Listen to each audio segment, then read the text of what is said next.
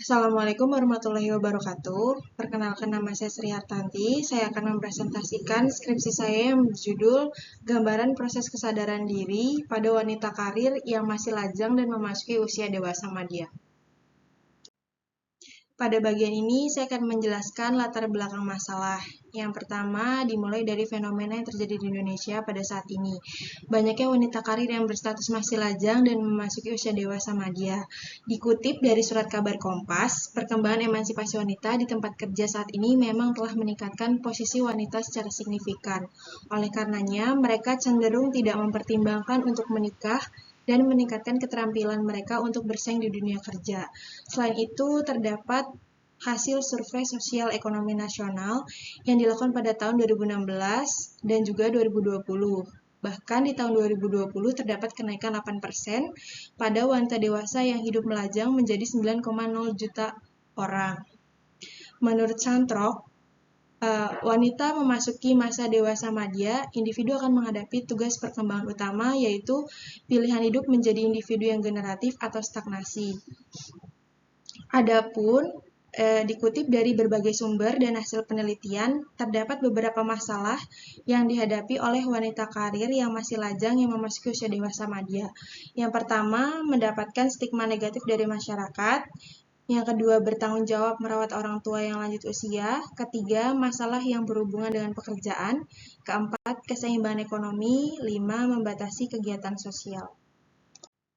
Terdapat dua penelitian terdahulu. Yang pertama dilakukan oleh Aditya dan Manurung pada tahun 2022.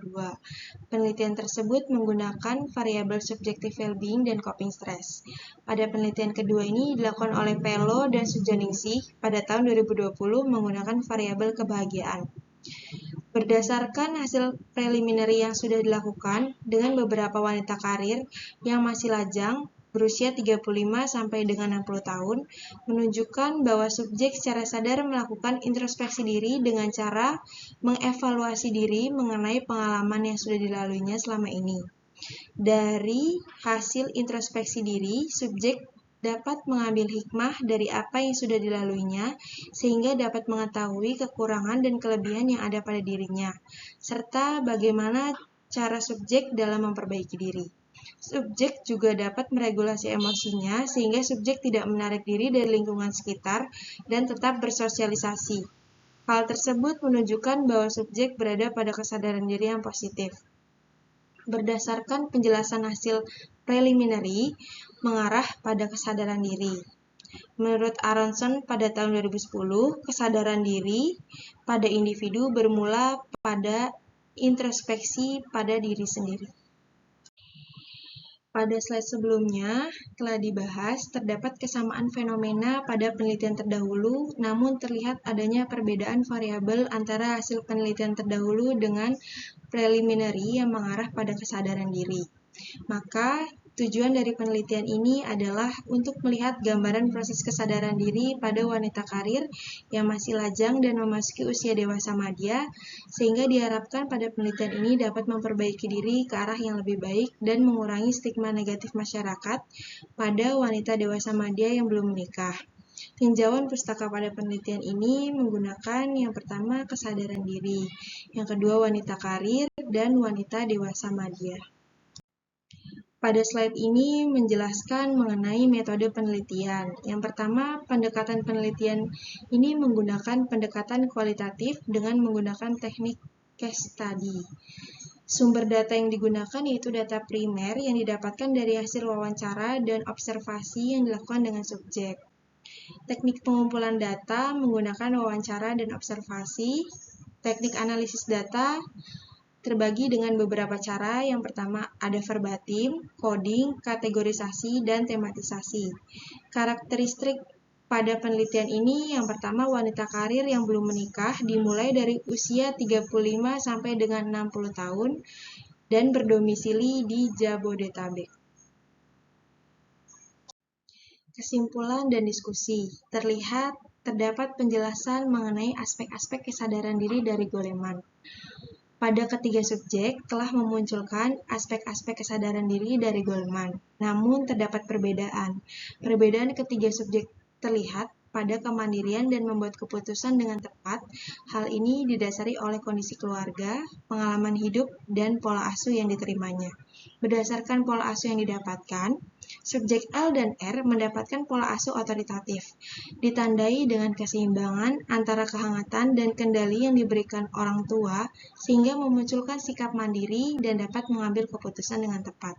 Untuk subjek W, mendapatkan pola asuh jenis permisif, ditandai dengan tingginya kehangatan dari orang tua dan rendahnya kendali yang diberikan dari orang tua, sehingga menimbulkan orang tua yang sangat terlibat, hadir, dan bertanggung jawab terhadap anaknya. Namun, mereka sedikit menerapkan tuntutan atau aturan kepada anak, sehingga berimbas pada kemandirian dan pengambilan keputusan. Perbedaan pada ketiga subjek tersebut tetap menunjukkan tanggung jawabnya sebagai wanita karir dan ingin menikah dengan cara berdoa serta berusaha untuk mencari pasangan hidupnya.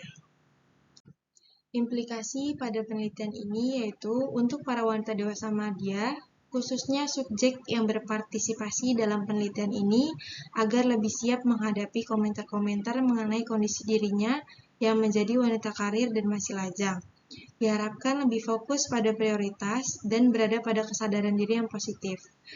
Disarankan kepada wanita dewasa madya yang bekerja agar tidak menyerah dengan kondisi yang dialaminya saat ini, tetap berkarya agar dapat menghidupi diri sendiri dan tidak menyusahkan orang lain. Terus berpikir positif kepada diri sendiri dan lebih mendekatkan diri kepada Tuhan, serta dapat segera dipertemukan dengan tujuan hidupnya. Kemudian untuk meneliti selanjutnya, diharapkan untuk mengembangkan temuan pada penelitian ini serta memilih subjek tidak hanya wanita, namun dapat membandingkan gambaran proses kesadaran diri dengan subjek pria yang memasuki usia dewasa madya, serta lebih mencari informasi tentang subjek melalui kegiatan yang dilakukan pada saat waktu luang. Sekian presentasi dari saya, kurang lebihnya mohon maaf. Wassalamualaikum warahmatullahi wabarakatuh.